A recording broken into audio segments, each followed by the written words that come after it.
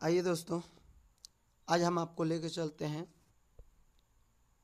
व्यापार से साम्राज्य तक।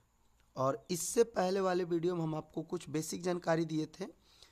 आधुनिक काल में भारत, जो आज से 1000 साल पहले की कहानी के बारे में आपको बताया गया था, जिसमें हमने आपको भारत की भौगोलिक स्थिति के बारे में शेयर किया था।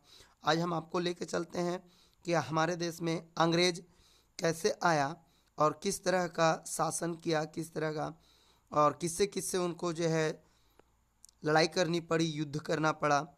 तो सबसे पहले हम आपको लेके चलते हैं व्यापार से साम्राज्य तक। तो आइए दोस्तों, हम लोग बात करते हैं औरंगजेब, जो मुगल साम्राज्य का एक प्रतापी राजा था, वाकई में था, और इसकी जीवनी पढ़ने की ज़रूरत है दोस्तों। और आइए हम आपको इसको लेके चलते हैं औरंगजेब। औरंगजेब की मृत्यु के बाद मुगल साम्राज्य कमज़ोर पड़ता चला गया। और उसके बाद अगर हम बात करें तो भारत में पुर्तगाली, डच, यूरोप के कई छोटे बड़े व्यापारी हमारी आए इन्हीं भारत में।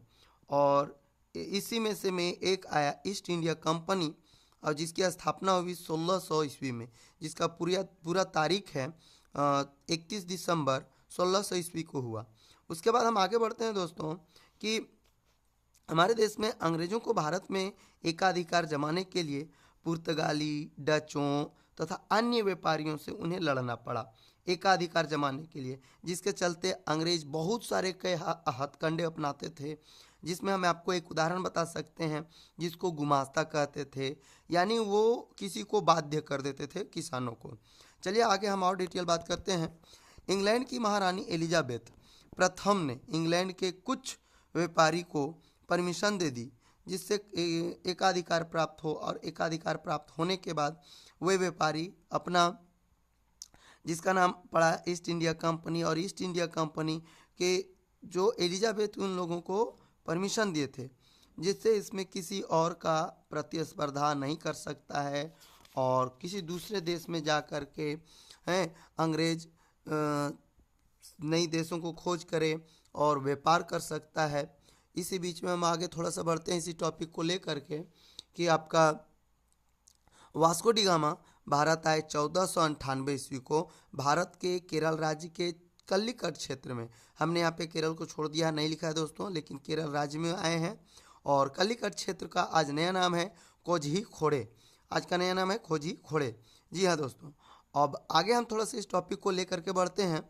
जो जेम्स प्रथम ब्रिटेन के, इंग्लैंड के प्रधानमंत्री, प्राइम मिनिस्टर थे, जेम्स प्रथम अपना भारत में व्यापारी कोठी खोलने के लिए 1608 ईस्वी में आपका कैप्टन हॉकिंस को भेजा था।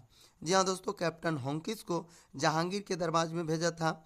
जहांगीर के दरबार में राजदूत बना करके उसको भेजा गया था।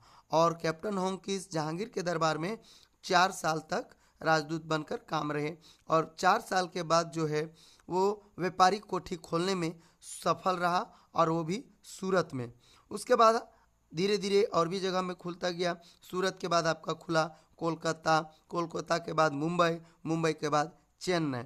इसके बाद हम आगे और भी पढ़ेंगे कि अंग्रेज धीरे धीरे अपना पांव कैसे पसारता गया, कौन से राजा से संधि किया, समझौता किया, और कौन से राजा से लड़ाइयाँ की। इसी आपको और टॉपिक में हम आपको बताएंगे प्लासी का युद्ध। तो प्लासी का युद्ध 1757 में, उसके बाद 1764 बक्सर का युद्ध, इसी तरह आंगल का युद्ध, टीपू सुल्तान, इन सारे के सारे इसी टॉपिक के आगे हम आपको बतलाएंगे।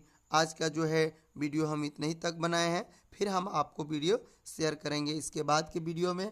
उसके बाद आपको वीडियो अच्छा लगे तो थैंक यू, और सब्सक्राइब कमेंट्स ज़रूर कीजिएगा। कमेंट्स ना करके लाइक्स और सब्सक्राइब ज़रूर कीजिएगा, ताकि आपको नई वीडियो के नोटिफिकेशन आता रहे। थैंक यू और जय हिंद।